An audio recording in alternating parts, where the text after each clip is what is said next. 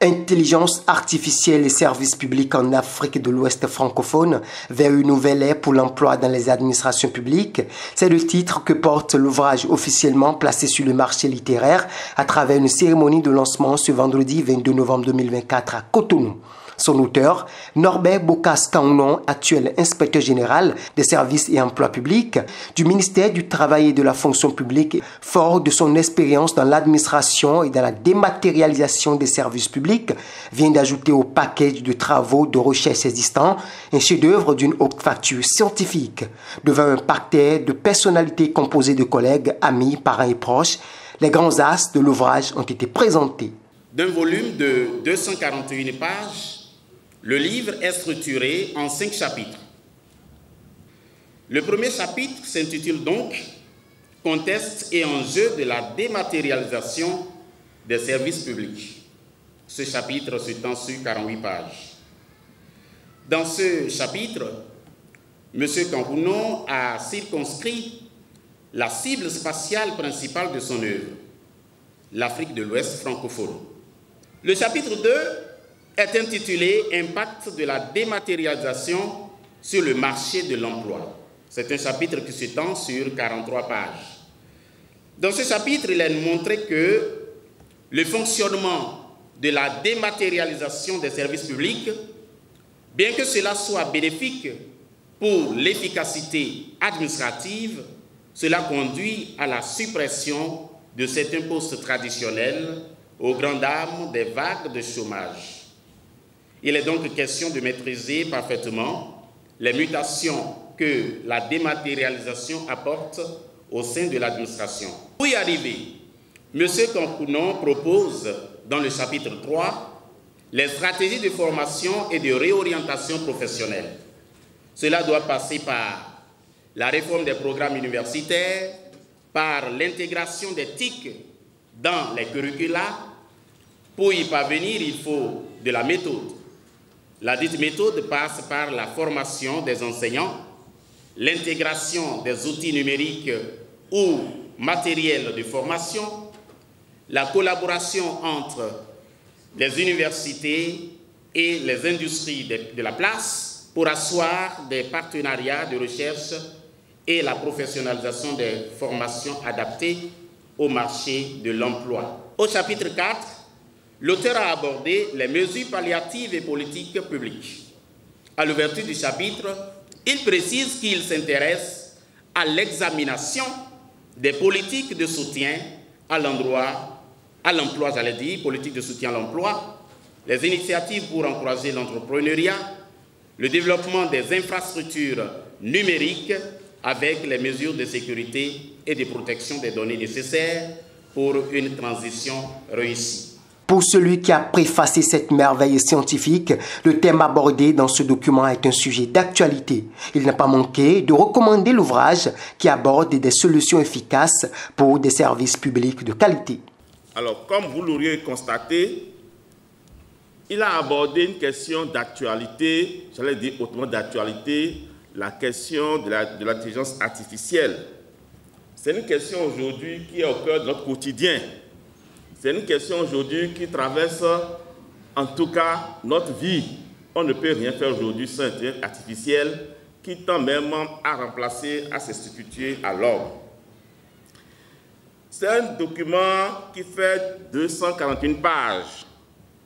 L'ouvrage, on vient de vous le présenter, est composé de 5 chapitres, d'une préface d'actuellement, d'une introduction, d'une conclusion et des références bibliographiques. Vous constaterez que l'ouvrage se laisse lire de façon agréable. Le style est accessible, aéré et les arguments sont justifiés par des notes de bas de page. C'est pour vous dire que c'est une œuvre hautement scientifique. Le présentateur de l'ouvrage vient de vous donner des détails.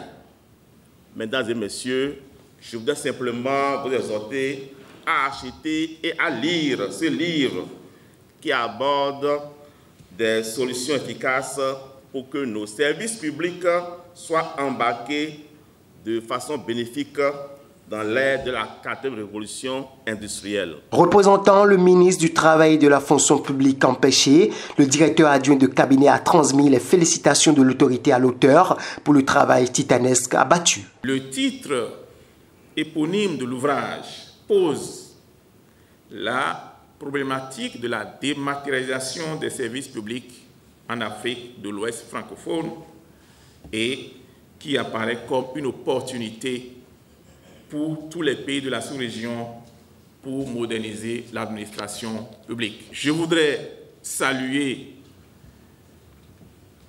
l'intéressé par son initiative qui, malgré ses charges professionnelles, a su s'organiser pour nous doter de cet important ouvrage. Je souhaite que la parution de ce livre soit le début d'une série de publications pour l'heure du jour. Je voudrais, pour finir, remercier tous ceux qui, de près ou de loin, ont contribué à la réalisation de cette œuvre. L'auteur du livre, Norbert Bocastanon, explique ici les raisons qui ont motivé la rédaction de ces chefs-d'œuvre et ce qu'il apporte de nouveau à l'amélioration de la digitalisation des services publics en Afrique de l'Ouest francophone. Chaque fois qu'il y a une révolution industrielle, nous notons un bouleversement général, non seulement au niveau de l'Occident, mais au niveau de l'Afrique. Et très souvent, l'Afrique a été à la traîne, ou subit, consomme les révolutions. Il se fait qu'aujourd'hui, la 4e révolution se veut plus contraignante que l'esclavage. Soit vous êtes dedans et cela vous profite, on vous embarque, soit vous résistez et vous êtes éjecté du système. Mais lorsque nous appliquons cela au pays de l'Afrique de l'Ouest francophone, le constat est plus critique, d'où la nécessité d'opérer un reformatage intellectuel, un reformatage programmatique pour amener ces États-là à ne pas être de la traîne. Au Bénin, nous avons de la chance. Le gouvernement actuel, depuis un peu moins de 10 ans, a créé un ministère dédié au numérique et à la digitalisation. C'est un pas important. Avec une volonté de faire du Bénin, d'ici à quelques années, un hub en matière d'éthique. Mais il y a un problème réel par rapport au programme de formation et d'éducation. Il faudra que déjà au primaire, les gouverneurs des pays de l'Afrique de l'Ouest francophone revoient un peu la formation pour que l'informatique ne soit plus un luxe pour les enfants, que ce ne soit plus seulement des programmes primaires, Word, Windows. Si quelqu'un fait PowerPoint, c'est qu'il est déjà au sommet. Non, il y a beaucoup d'autres programmes que nous devons commencer par apprendre à nos enfants. Pour ceux et celles qui sont déjà dans l'administration, il faudra se remettre à étudier pour se retrouver à la page.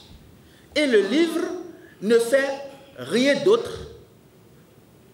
que de retracer les avantages de l'intelligence artificielle et faire des propositions pour nous permettre d'être embarqués positivement dans cette nouvelle révolution.